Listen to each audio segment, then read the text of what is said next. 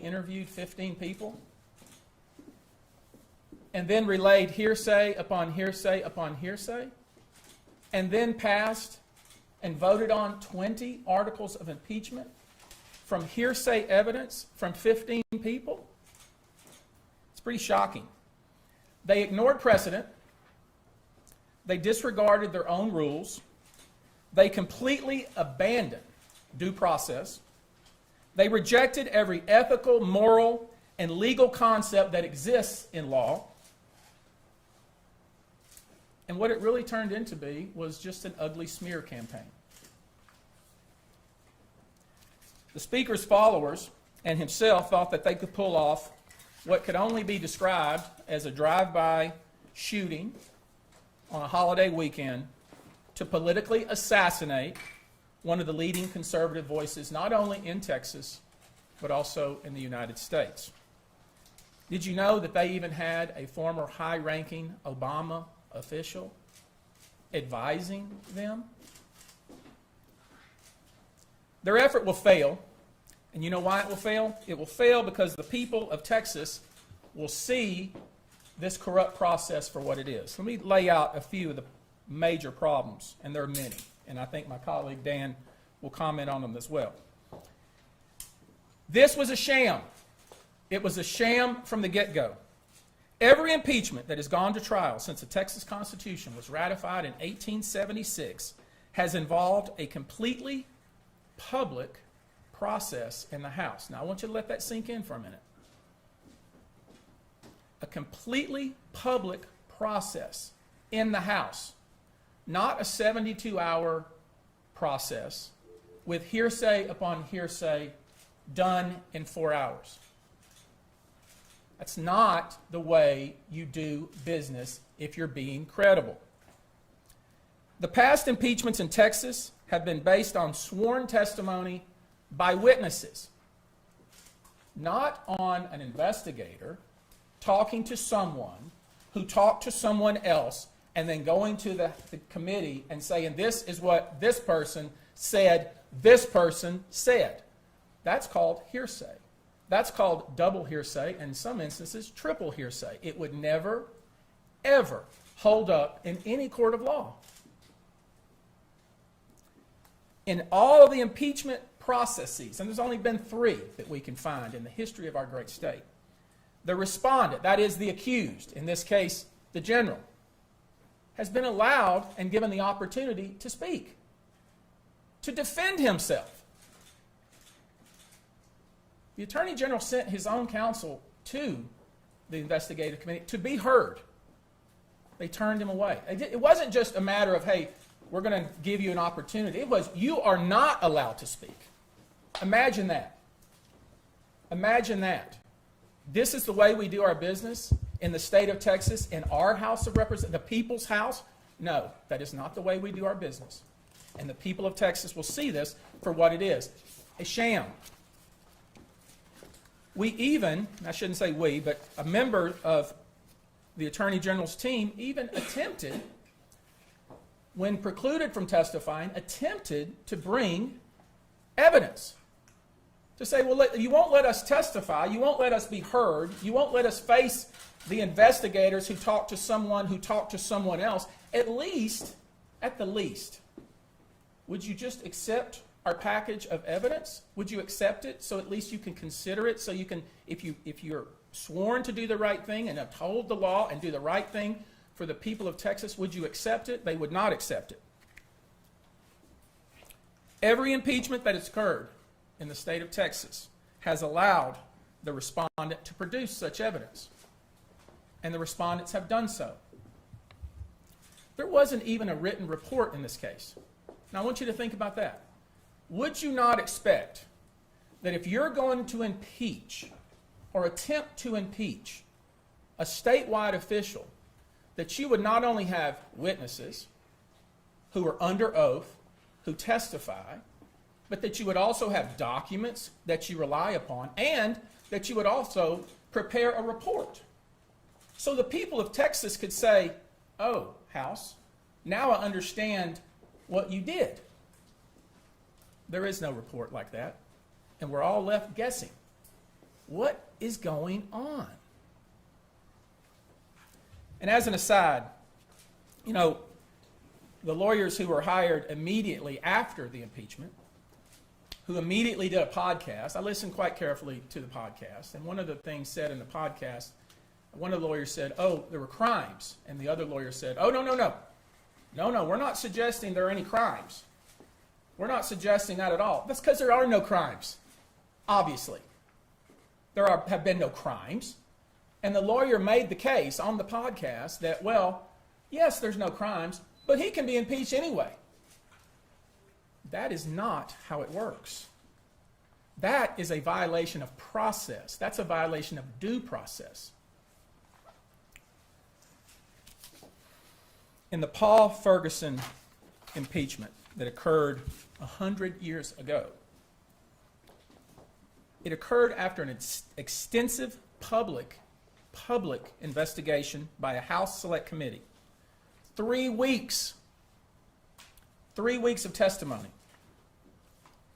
Not 4 hours from investigators who talked to somebody who talked to someone else. Every prior impeachment involved documentary evidence provided by both sides. That is, the people seeking impeachment and the individual's team attempting to be impeached. So there would be a fair airing of what it is we're even talking about. I would respectfully suggest to you that the people that voted on this may not have even understood what they were voting on. I'm going to introduce Dan Cogdell, a person you likely know who's been involved in some of the most important and widely publicized cases in our state and elsewhere, who's going to visit with us a little bit more on process, and then we'll come back and talk about a few more things as far as going forward and what you are likely to see next. Dan?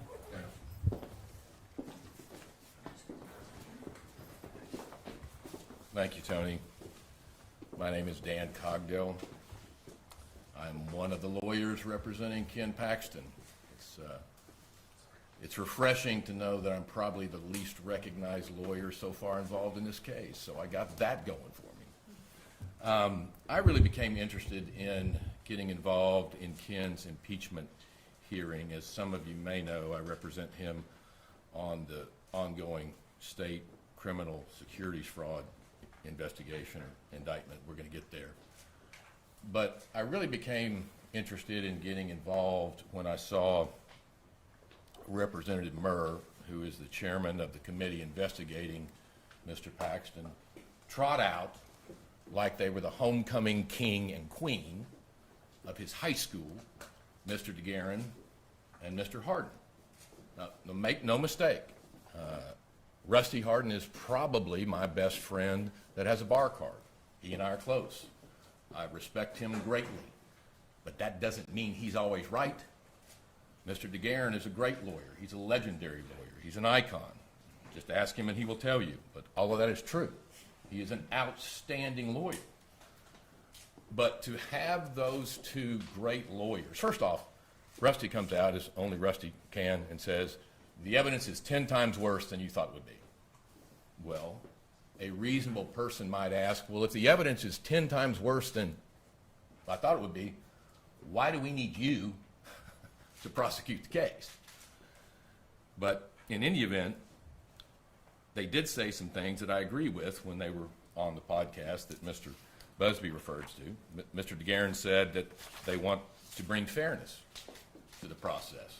I agree with that, because what happened before the investigative committee was anything but fair.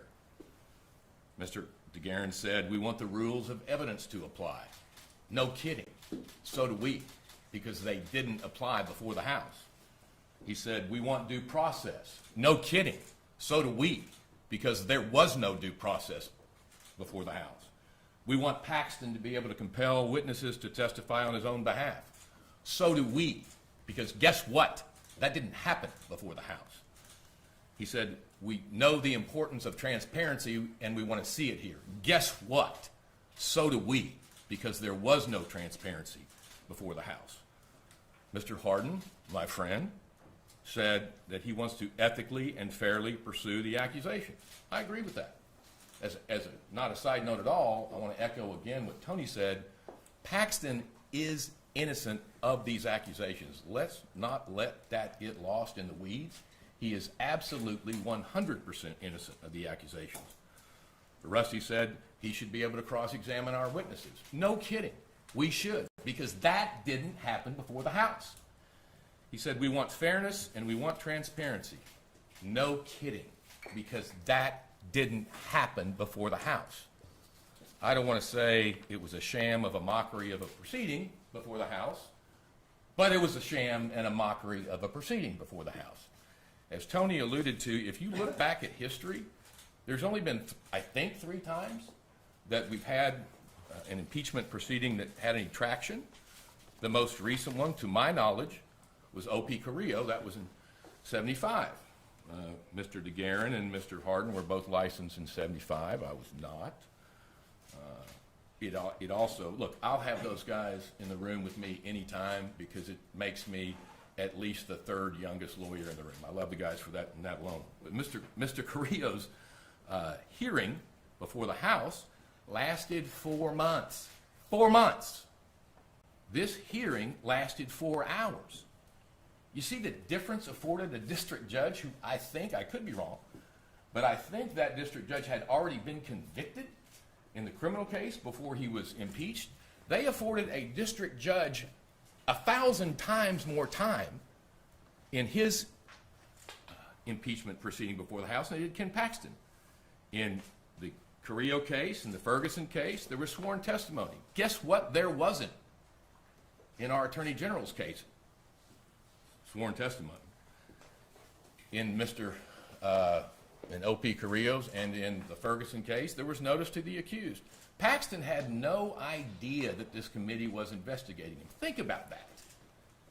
Our elected Attorney General, elected not once but twice, had no notice that this investigation was going on.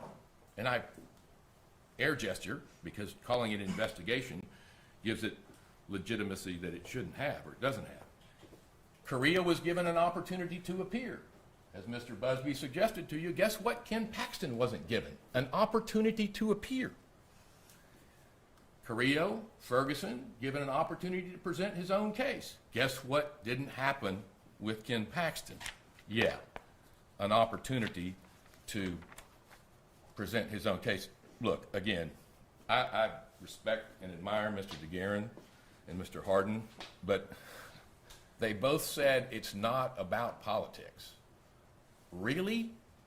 Are you kidding me? This wasn't about politics. Those words came out of their mouths. Look, they're good lawyers and good friends, but they're smarter than that. Last I checked, all the members of the House are politicians. The rules are being drawn up by members of the Senate. Last I checked, all the members of the Senate are politicians. It's going to be presided, this trial, over by our Lieutenant Governor, who, again, I respect greatly, but the last time I checked, he too is an elected politician.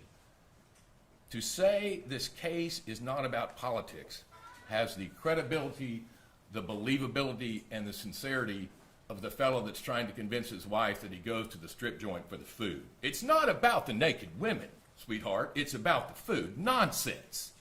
It's definitionally political. Nonsense. In the committee, as Mr. Buzzbee referenced, and I know well Miss Epley, Mr. Donnelly, Miss Buse, Miss Cameron, know their investigator. I've known them for years. But to call this any sort of investigation that warrants any merit, they interviewed 15 people. Do the math on that. There are 20 articles of impeachment. They didn't even interview everyone associated with at least one article of impeachment. Much of this, as you know, involves Mr. Paxton's relationship with Nate Paul. Guess who they didn't try to interview? Nate Paul. Guess who they didn't try to interview as well? Oh yeah, Ken Paxton. Oh well, they'll say that Mr. Paxton was represented by counsel and he wouldn't have let us interview Ken Paxton. Well, I won't now, based upon the fairness you didn't show me before.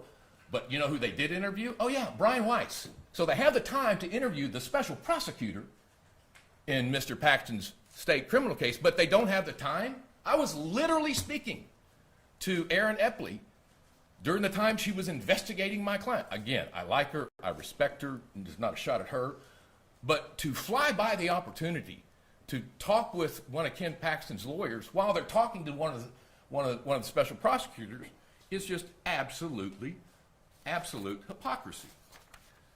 I don't want to turn this into a battle of the personalities and a battle of the legacies and all that silliness.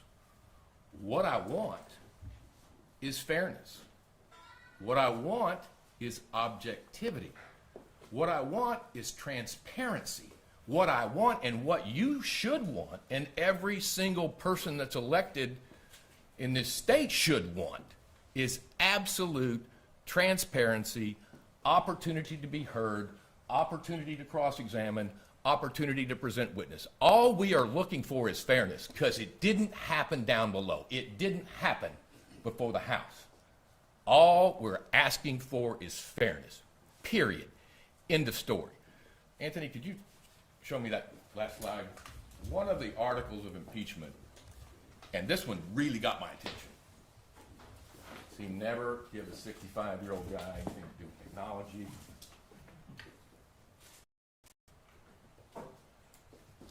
He'll pull it up, but here's the point.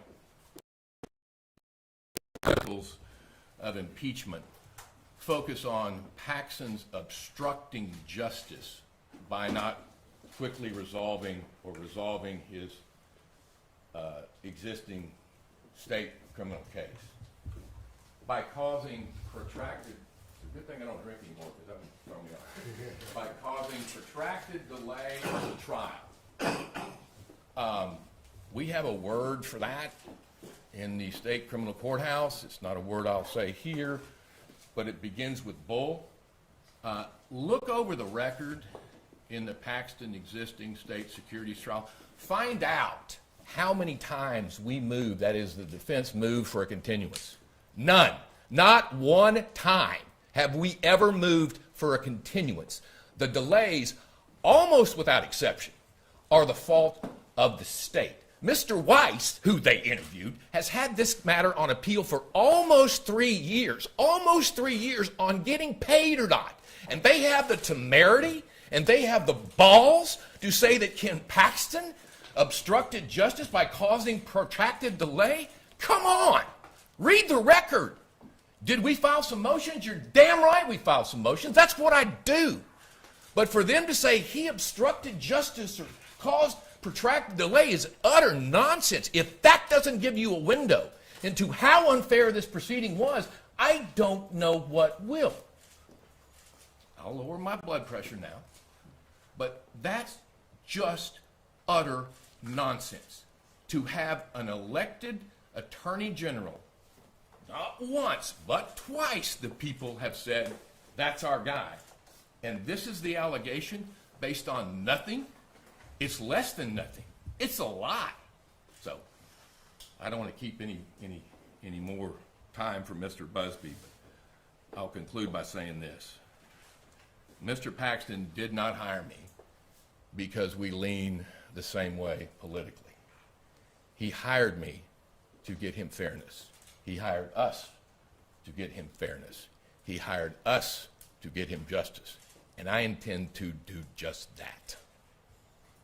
Thank you, Tony. You can see that when one of the, I'll put that back up there, when one of the articles says something that is so demonstrably false, and we know that they interviewed the prosecutor who has brought the case, but not the man who has defended the case, had Mr. Cogdell been asked, and they said, hey, Mr. Cogdell, is it true what Mr. Weiss says that, because we interviewed him, not under oath, but we interviewed him, and he says that you've delayed this case. Mr. Cogdell would have probably said exactly what he just said in front of you, which is that is complete bunk. It didn't happen. But yet, that's one of the articles of impeachment. let's talk about another one. You know, as I reviewed the 20 articles, and I don't even like to call them articles of impeachment because some of them are nonsensical. Some of them, it's impossible to even know what they're referring to. It's like they were written, some of them, like they were written by a third grader. It's hard to understand what the allegation is. But one of the allegations, you may recall, I think it's Article 10, and I'm not going to get into each and every article. We'll do that at a later date. We'll do that at a later date once we know the rules as we get them from the Senate. But I want to just demonstrate another one, just so you can understand, and the people can understand. Most importantly, the people of Texas can understand what the allegation is. Article 10, put up that picture, please. In Article 10, it's suggested that an individual named Nate Paul paid for renovations at the Attorney General's Austin house that included granite countertops. Do you remember that article? The granite countertops article? Do you see the countertops? Is that any sort of granite you've ever seen? This is, it would take a second grader 5 seconds to say, oh, that can't be true. That can't be true, because it's not true. This is a picture of his kitchen. Part of that article is that an individual named Nate Paul paid for the renovation. So let's lay aside the granite countertops. Clearly that's false. But that he paid for renovations. Put up the receipts. We have the receipts. This is the type of evidence we tried to offer them. Once we found out this foolishness was going on. Receipts. Put up the other one. Of the payments for the renovations and the insurance claim. Listen, if we've come to a point where not only are Republicans fighting against Republicans and Democrats fighting against Republicans, that we will have a sham like this that's done in a 3-day period with only a 4-hour hearing based on hearsay upon hearsay upon hearsay, where then a man who was elected by the people, with all this foolishness vetted already in the press and in public filings, that they could do this in secret. And when General Paxton's team found out about it, go there and say, look, we got documents for you and we'd like to be heard, and be precluded from doing so. Every elected official in the state is at risk if this is are going to be allowed. And I don't going to allow that. I don't know what the reason was. What the reason is, the way they did. I would suggest the right way, articles of impeachment. Had they done it with testimony and articles of impeachment, Representative said it best. He corrected this process. Hearsay within hearsay. His colleagues. No process, no credible process ever even try to get it based on and indict a ham sandwich. Evidence you could sandwich. He also said today, folks, is to evidence. It is all rumor. It's innuendo. It's speculation. If all the things that we may speculate to be true, but we don't know, don't have what is defined or what qualifies as evidence in any court of law, in any court of law, not only in the state of Texas, but in the United States, in any court, this would not satisfy any proper process. Now, the way the House has done this, they're essentially attempting to tell the Senate how it should do its business. You heard some of a couple of the lawyers for the House say, oh yeah, there'll be a full airing. That'll happen in the Senate. That's not how it works. That's not how it works. I would suggest the Senate will do what the Senate will do, and we eagerly await the rules because the rules will dictate how this proceeds. But the way I would proceed is to submit it on reports. Submit your report. Prepare a report. Submit a report. It will be dismissed summarily. Not even traffic court would accept this kind of foolishness. The Speaker's done great damage to the institutional reputation of the House of Representatives. And now it seems, by them doing it this way, they're trying to dictate the way the Senate will do its business and doing damage to the Senate. We plan to follow whatever process we were given. We would urge the Senate to follow the rules of evidence and rules of procedure, because if the rules of evidence had been followed, if procedure had been followed, we all wouldn't be here in this room. Now,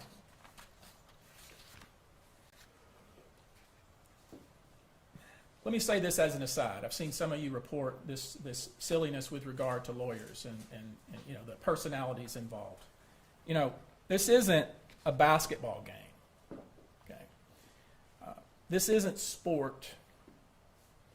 This is serious. And what the House did is not serious. But now it's become serious. The House realized just how weak their case was almost as soon as it happened. Maybe it happened and they were surprised it happened.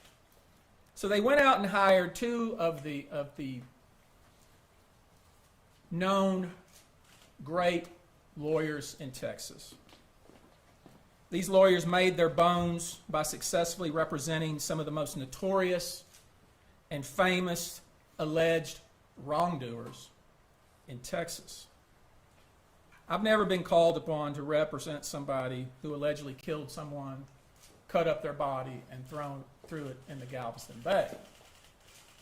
But I have spent my career representing victims and representing states, and in some cases, federal governments, on serious matters. This is not about the lawyers. This is about the rule of law. And I know you'd like to talk about and focus on the legal matchup, the lawyer matchup, and all that silliness. And I'm going to tell you, I'm not going to let these legal legends off the hook. I'm not going to let them off the hook. This is a sham impeachment.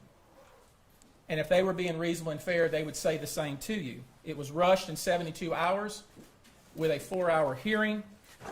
And we talked about no witnesses' testimony or documents, hearsay. It's very disturbing to me as a lawyer that this could happen in our state of Texas. I have heard Mr. Hardin and Mr. DeGuerin, even when I was a child, say, process matters, evidence matters, there shouldn't be a rush to judgment. All the things that I've heard them say as a young person and as a young lawyer, you don't hear them saying it anymore. How many times have we heard Mr. Hardin say, that's the most outrageous thing I've ever seen? This is one of the most outrageous things I've ever seen. And now they've been hired to try to buttress this weakness and play some tomfoolery with you to prop up a sham. They spent their entire career saying that facts matter, not to believe everything you hear in the press. Testimony is evidence. Hearsay is not evidence. It begs the question, where is the sworn statements? Where are the transcripts of testimony? Not, I heard from this person, from this person. Where is it? You want to remove a statewide official. No, you learn in law school, first semester, this is not the way things are done. To say I'm heartened by this impeachment means you have disregarded the rule of law. They can do better than that, and I'm going to encourage them to do so. And so we ask the Senate, look at this foolishness. Look at what has been put in front of you. If you even consider it, because no court of law would. No court of law in this country would even consider it. But if you decide to consider it, it should be thrown out in a one-page motion. It should be thrown out, as we say, on motion practice. Not any judge sworn to uphold the Constitution of this country would ever countenance this, would ever even consider this. The rules are supposed to be transparent, fair, and everyone's supposed to have an opportunity to be heard and to respond and rebut. All that being said, if this isn't dismissed summarily, then we are girded up for a fight. Make sure you understand what I'm saying here. If this isn't dropped on papers, on motion practice, we're girded up for a fight. We've already identified 66 witnesses that will need to be deposed, that sworn testimony will need to be taken from. There will be thousands of documents. When somebody comes at you and makes these kind of silly allegations, we will have to prove them wrong, I guess, because apparently the way it works in the House is you're guilty until you prove yourself innocent. We will do that. If we have to do that, we will do that, and we look forward to doing so. We're going to stand, and we're going to stand firm. And the one takeaway I want you to, from this, the whole thing's a sham, engineered by someone with a personal vendetta against Attorney General Paxton. And if it takes us a year to show that, then we'll take a year to do it. And to suggest that we can have a trial in August, I would suggest if we're going to have a real trial, if we're really going to have a trial, and it's going to take a lot longer than that. I would also suggest that if we're going to have a real trial, we got a lot of work to do between now and this August or maybe next August. I'll take a few questions. You and others in the OAG office, not others, but people associated with Mr. Paxton have kind of focused on this tile versus granite thing. This is the actual committee transcript, and I would like to hear your thoughts on it. During that conversation, General Paxton relays that he wants an upgrade to the granite countertops. So I think what they're saying is that the upgrade was being made to the granite. So Well, hold up a minute. Wait a minute. This is what your interpretation is of what they're saying? You know what we could know? How about if we had a witness? How about, let me think, Law School 101. What if we had a witness? Witness, swear to tell the truth. I swear to tell the truth. Tell me what was said. Here's what was said. Cross-examined. That is tomfoolery. Anybody else? How do you think, should Senator Angela Paxton recuse herself from the trial? Each senator makes that decision for themselves, and I can't speak for her. Anybody else? Has Attorney General Paxton retained you himself, and how is he paying for this defense? I'm not being paid by the public. That's all you need to know. Anybody else? Are you by the campaign? Yes. If this is at the Republican Party of Texas headquarters, is it fair to say they're paying you? No, that's not a fair statement at all. No. Anybody else? I got to take one more. How you You doing? said you identified 66 witnesses. Do any of them include sitting senators who may act as jurors? A juror cannot be a witness, and I'll just leave it at that. All right, I think that's it. Thank you for your attention. What mechanism would you have to ask for a delay in the trial? We're going to find out when we see the rules, and we eagerly wait to see those. All right, thank you guys. Appreciate it.